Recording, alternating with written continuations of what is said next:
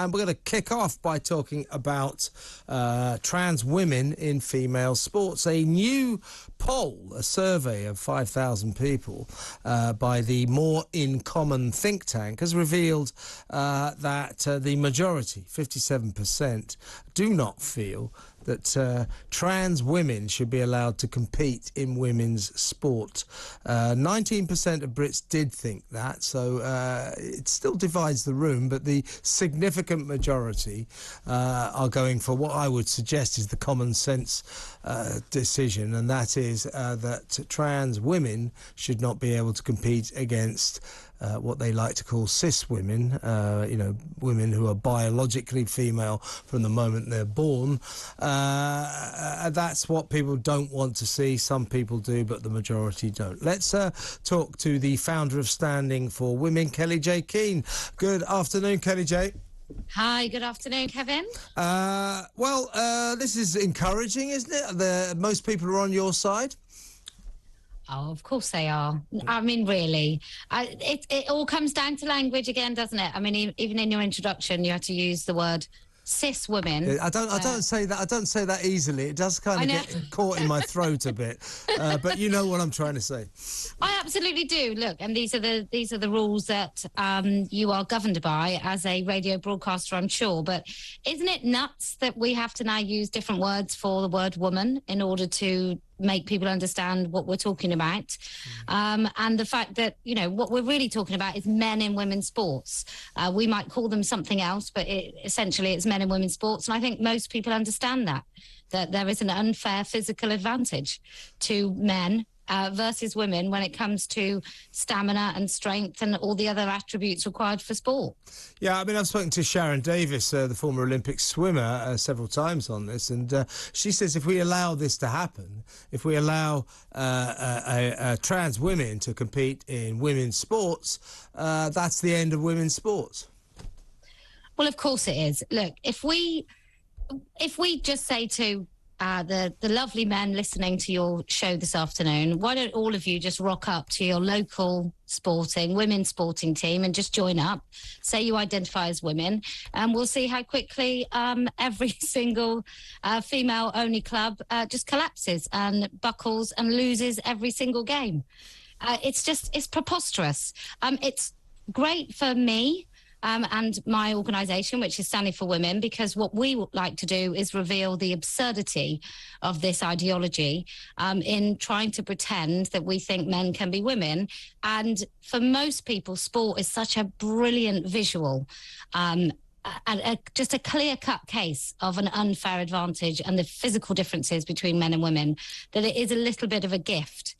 So I'm looking forward to more men taking women's podiums. I mean, I know you don't even like the idea of trans women being referred to as women, but I don't care about that. As I always stress when I talk to you, as far as I'm concerned, live your life exactly how you want to live it. As long as you're not harming anyone else, go right ahead. I'm all for freedom of choice in these areas. But if it gets into the area of competitive sport, no matter how much you have your testosterone reduced, if you're a trans woman, you're still going to have more than biological women, and therefore you've got an unfair advantage. It's quite simple, isn't it? Yeah, absolutely. And I will remind you of the fact that here we go. I will remind you carefully and lovingly that when it comes to calling a man any sort of woman, we then have to have these sorts of discussions in which we then say why a certain subcategory of women, which I would just call them men, but which is why a certain subcategory of women is excluded from women's events, spaces, rights, etc. So I actually do think there's a harm. I am determined that one of these days I will convince you, but today I take it that is not the day. But yeah, it's just, we cannot have this language erasure when it comes to women, because that's why we're in this in the first place. It is the thin, fat, wedge end of the argument. Well, you know, I'm right on your side. I feel it's very sexist that the word woman or women is constantly changed to people who menstruate, people, you know, with cervixes and so on. But you never hear it on the male side of the fence. You never hear men referred to as people with testicles. So it's the elimination of the word women in a sexist way, if you ask me, as opposed to the elimination of the word men. But I did think of you the other day. I wanted to get your comments on this. The the head teacher of a school called Burgess Hill Girls said she no longer uses the word girls or girl, but reluctantly conceded that sometimes when talking to parents, she did have to resort to using the word daughters. Now, she's the head teacher of Burgess Hill Girls. That's what the school's called. And she doesn't use the word girls. I mean, this is insane. Well, I guess it's a very good way of stopping anybody who cares about girls' education actually sending them to your school.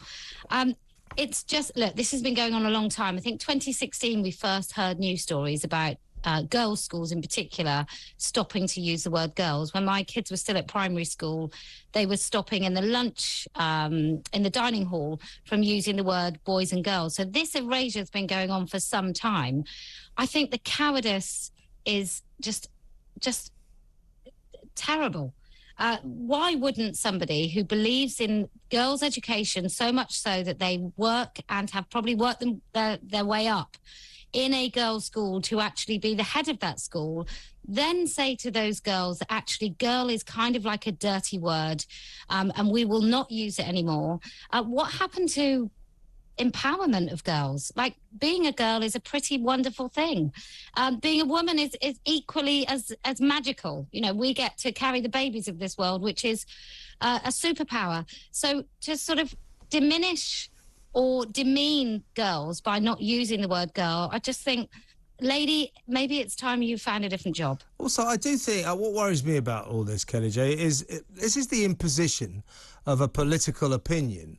So this head teacher, this is her political opinion that she's imposing on young people in the formative years of their lives as a fact.